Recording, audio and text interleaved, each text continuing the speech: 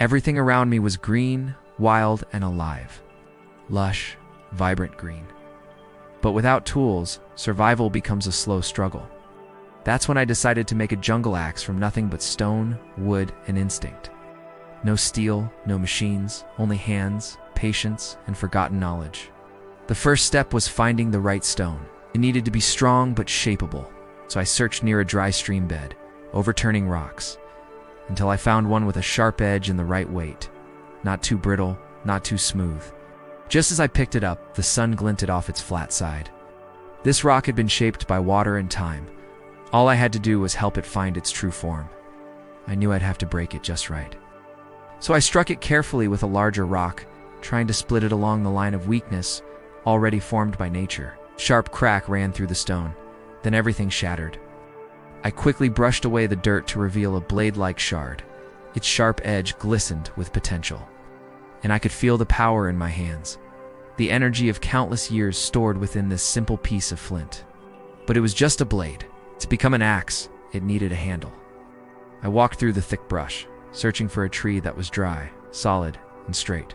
Not too heavy, not too soft. Finally, I found one leaning precariously over a low branch. With each strike of the stone axe, I felt a connection to our ancestors, their skills echoing through the generations.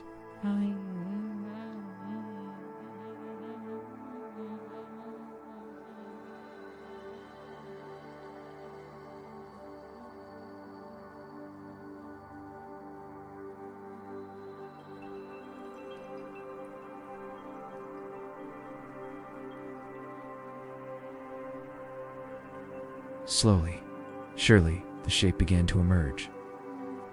I made sure the notch was deep enough to secure the blade tightly. Then I took a small pointed stone, dipped it in the ash, and started to scratch lines along the surface. I marked out equal sections, making sure the blade would sit perfectly centered in the middle. It was time to attach the blade to the handle. I carved a notch at one end of the wood, using a smaller pointed stone. Then I heated dry jungle vines to soften them. Nature's rope. I wound the vine tightly around the blade, tucking the ends under the first layer. Each turn was a prayer for strength, a wish for the tool to last, to endure. I wrapped the handle in more vines, creating a plug to keep the blade in place. Then I cut some leaves from a nearby bush, crushed them to release their sticky sap, smeared it along the layers of vines and pressed them tight. I tied off the bundle with more vines, leaving a long tail for weaving later. It was time to secure the blade with a final touch. I heated a stick to soften the fibers. I bound the end into a loop and threaded it through the notches on both sides of the handle. I tightened the loop, tucked in the ends, and pressed the entire thing down with my foot. As the fibers shrunk, they tightened their grip. Then I let the jungle sun harden the bind. My hands were dirty, cuts and scrapes marking my effort, but as I looked down at the axe nestled in the palm of my hand, I knew it was worth it. The worn stone sat snugly in the wooden cradle, its sharp edge protruded, ready to slice and dice. I could feel the power surging through the tool, the legacy of countless generations of craftsmen whispering in my ear. The next step was testing it. I chose a dry log as my first target, an offering to the spirit of the forest. I hefted the axe and brought it down. The blade held firm, clean cut. With each swing, I could hear echoes of voices from the past. They told stories of builders, hunters, and dreamers who wielded similar tools. Each blow released a burst of energy, a surge of power that connected me to the rhythm of the jungle. I chopped faster now, the sound of wood splitting driving away any doubts. As the log yielded, I felt a surge of accomplishment. In that moment, I realized this wasn't just a tool. It was a memory awakened, an ancient song made real. The sun filtered through the canopy, casting dancing shadows around me. The air thrummed with the buzz of insects. And above, a lone bird cried out, its voice carrying on the wind. The jungle responded to the sound of my axe, stirring with life and movement. Each strike resonated with the heartbeat of the forest, mingling with the whispers of ancient trees. I continued chopping, fueled by a growing confidence. The axe bit into the wood, sending splinters flying. The effort required a strong, steady arm, but the task was easier than I'd imagined. With every swing, the wood yielded a little more, revealing the clean imprint of the stone blade. It was a sight that filled me with a strange sense of satisfaction. By the time I finished, the log lay split in half, a testament to the power of stone on wood. The axe head, still sharp and keen, glistened with wood sap and dust. The handle, though slightly battered, was firm in my grasp. I hefted it again, feeling the weight settle comfortably in my hands. In that moment, I knew I had more than an axe. I had a symbol of resilience, a reminder that even in the harshest environments, life and ingenuity could prevail. The jungle seemed to hush, sensing the power I now wielded. As I stood there, surrounded by the remnants of my first project, I felt a profound connection to the land, the history, and the spirit of the forest.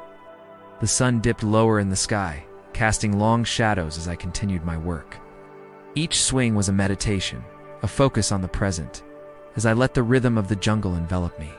The axe sang as it cut, a melody of progress and determination. The notes resonated through the trees, carried on the wings of birds and the breath of the wind. It was a song of survival, a testament to the human spirit's ability to adapt and thrive. As the day waned, my confidence grew, chopped with a newfound fervor, relishing the feel of the axe biting into the wood. The blade, honed by my ancestors' wisdom, danced effortlessly through the fibers, leaving behind clean, precise cuts. With each stroke, I shed doubts and fears, replacing them with the strength that comes from self-reliance. The task at hand became a canvas for my determination, a masterpiece in progress. The fading light painted the scene with hues of orange and purple, mirroring the colors that surged through my veins. The jungle, once a formidable opponent, now seemed more like a collaborator, yielding its resources to my efforts. The very essence of the forest seemed to be responding to my song, swaying in harmony with the rhythm of my axe. As the last rays of sunlight filtered through the canopy, I paused, surveying my progress. The transformation was remarkable. From a rough, unyielding log, I had created something functional, something beautiful. The axe lay nestled against the trunk of the tree, its form silhouetted against the fiery sky. Hey! It was a symbol of my journey, a tangible representation of my will to survive and thrive. In that moment, I realized it wasn't just an axe I had made. It was a testament to the indomitable spirit of humanity, a reminder that with ingenuity and grit, we can conquer even the most challenging environments. The night fell, bringing with it a symphony of sounds. The chorus of crickets and the distant calls of nocturnal creatures replaced the daytime buzz.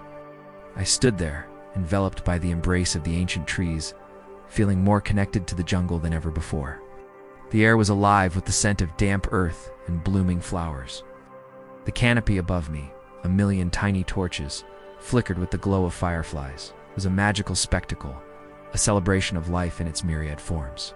And I, with my humble axe in hand, felt like an integral part of this vibrant tapestry. The jungle welcomed me as one of its own, accepting me as I had striven to understand and respect its ways. The journey to create this axe had been more than just a physical one.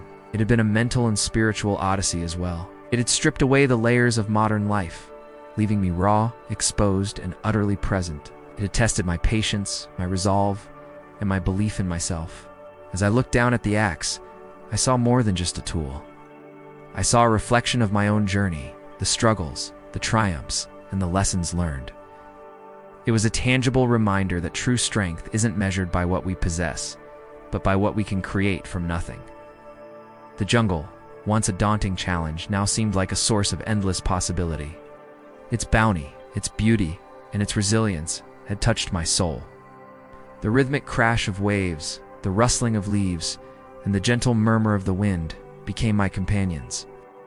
I was no longer alone in the vast expanse of green. I was part of a community, a lineage that stretched back to the dawn of time. In the heart of the jungle, I had rediscovered a piece of myself that I didn't know existed.